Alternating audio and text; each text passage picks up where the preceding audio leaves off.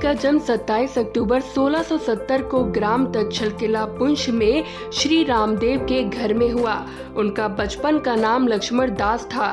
युवावस्था में शिकार खेलते समय उन्होंने एक गर्भवती हिरनी पर तीर चला दिया। इससे उसके पेट से एक शिशु निकला और तड़पकर वहीं मर गया। यह देखकर उनका मन खिन्न हो गया। उन्होंने अपना नाम माधव दास रख लिया और घर छोड़कर तीर्थ यात्रा पर चल दिए। अनेक साधुओं से योग साधना सीखी और फिर नांदेड़ में कुटिया बनाकर रहने लगे। इसी दौरान गुरु गोविंद सिंह जी माधव दास की कुटिया में आए। उनके चारों पुत्र बलिदान हो चुके थे।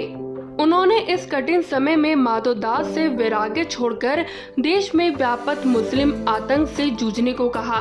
इस भीड़ से माधव दास का जीवन बदल गया। गुरुजी ने उसे बंदा बहादुर नाम दिया। फिर 5 तीर, एक निशान साहिब, एक नगाड़ा और एक हुक्मनामा देकर दोनों छोटे पुत्रों को दीवार में चिनवाने वाले सरहिंद के नवाब से बदला लेने को कहा। बंदा हजारों सिख सैनिकों को साथ लेकर पंजाब की ओर चल दिए। उन्होंने सबसे पहले श्री गुरु तेग बहादुर जी का शीश काटने वाले जल्लाद जलाउद्दीन का सिर काटा। फिर सरहिंद के नवाब वजीर खान का वध किया, जिन हिंदू राजाओं ने मुगलों का साथ दिया था। बंदा बहादुर ने उन्हें भी नहीं छोड़ा। इससे चारों ओर उनके नाम की धूम मच गई। उनके पराक्रम से भयभीत मुगलों ने 10 लाख फौज लेकर उन पर हमला किया और विश्वासघात से 17 दिसंबर 1715 को उन्हें पकड़ लिया। उन्हें लोहे के एक पिंजड़े में बंद कर हाथी पर लादकर सड़क मार्ग से दिल्ली लाया गया। उनके साथ हजारों सिख भी कैद किए गए थे।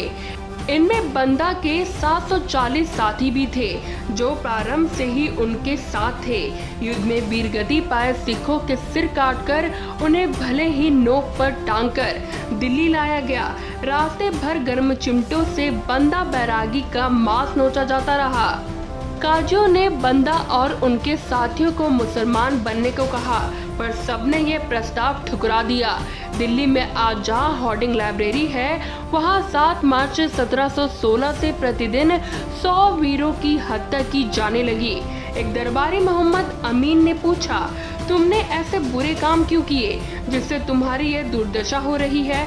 बंदा ने सीना फुलाकर सगर्व उत्तर दिया, मैं तो प्रजा के पीड़ितों को दंड देने के लिए परम पिता परमेश्वर के हाथ का शस्त्र था। क्या तुमने सुना नहीं कि जब संसार में दुष्टों की संख्या बढ़ जाती है तो वह मेरे जैसे किसी सेवक को धरती पर भेजता है। बंदा से पूछा गया कि वे कैसी मौत मरना चाहते हैं। बंदा ने उत्तर दिया, मैं अब मौत से नहीं डरता, क्योंकि यह शरीर ही दुख का मूल है। यह सुनकर सब और सन्नाटा छा गया। भयभीत करने के लिए उनके 5 वर्षीय पुत्र अजय सिंह को उनकी गोद में लेटाकर बंदा के हाथ में छुरा देकर उसको मारने को कहा। बंदर ने इससे इनकार कर दिया। इस पर जल्लाद ने उस बच्चे के 2 टुकड़े कर उसके दिल का मांस बंदा के मुंह में ठूस दिया, पर वे तो इन सब से ऊपर उठ चुके थे। गर्म चिमटों से मांस नोचे जाने के कारण उनके शरीर में केवल हड्डियां शेष थीं। फिर भी 8 जून 1716 को उस वीर को हाथी से कुचलवा दिया गया। इस प्रकार बंदा वीर वैरागी अपने नाम के तीनों शब्दों को सार्थक कर बलि पथ पर चल गए।